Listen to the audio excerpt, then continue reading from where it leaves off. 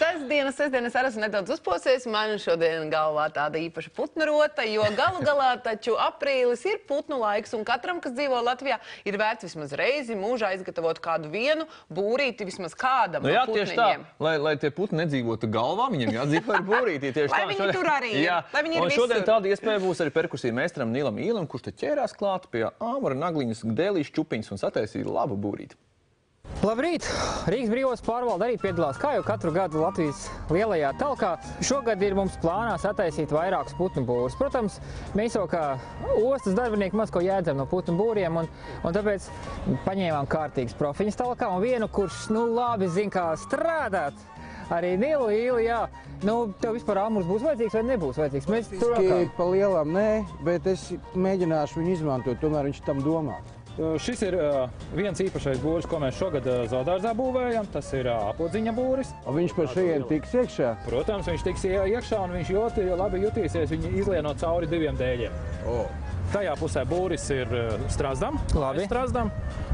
Agnes jau, protams, zina, kā to visu darīt un veidot, jā. Un šeit viducī ir pats sarežģītākais būris. Kā jau brīvos tai pieklājās. Jā. Tas ir zīlīšu būris. Mazākais un sarežģītākais būris. Ir tā, ka ir tas teiciens, ka taisi ragavas vasarā un ratu ziemā, un te tā, ka jāgatavojas. Nevar tā, ka 22. aprīlī no rīta pamosties un ej uz talku tāds kāds pidžamā esi, ja? Un kaut kādi priekšdarbi ir jāveic. Un tie būri, ko mēs šodien taisīsim un kopā vēl ar skolēniem mēs taisīsim būrus, mēs vedīsim uz Mīlestības saliņu. Tā ir aizsargājumā dabas teritorija Rīgas brīvostā. Mīlestības saliņa, forši arī pats nosaukums ir. Un tur diezgan daudz, kas dzīvo. Agni, izstāst, kas tur vispār mitinās Mīlestības salā? Tu labāk kā ornitologs saproti to visu. Mīlestības saliņa ir sala, iekļauj apkārt ir ūdeņs, tur ir arī koki. Tur ļoti daudz, kas var liksdot. Arī tie paši mājas strazdi, kas tur varētu būt, tur noteikti liksdo arī zīlītes. Bet, kas atšķirībā no citām vietām, varbūt tīrā mežā, tur arī noteikti var liksdot lielās gauras, gaigalas, kas ir pīles, viņās ir tādas lielākas, viņas arī liksdo būros. Un tur arī tiks veidoti būri uz vietas lielajām gaurām un gaigalām, bet tie būri ir apmēram tādi. Pats galvenais visā šajā pasākumā ir nevis kurš ātrāk vai kurš smukāk ātrāk, bet gan kurš pareizāk to visu būri uzveidos, jo no tā ir atkarīgs, vai tai būrī dzīvos iekšā kāds, vai tai būrī iekšā nedzīvos. Ļoti pozitīvi.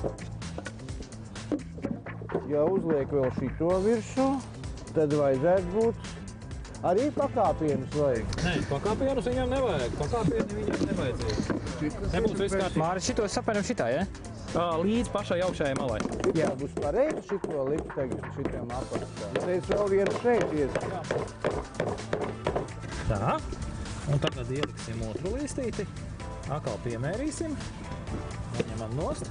Apmēram tai pašā augstumā kaut kur. Tagad ir tas sarežģītākais apodziņa būrim jumts tāsāms ir noņemams. Kas man tagad vēl jādara? Virsma. Skoča? Ruberēji. Tā. Mums ir ļoti daudz skavas.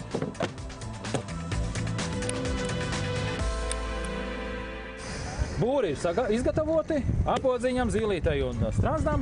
Un jāsaka tā, ka kungi ļoti veiksmīgi ir tikuši galā ar savu uzdevumu. Malači. Mums bija labs skolotājs. Kā savādāk. Un tad izkārsim tos būrus piemērotās vietās. Mazos būrus, zīlīšu strazdu būrus var izkārt arī Rīgā, šeit pat. Un kur tad talkošana notiks?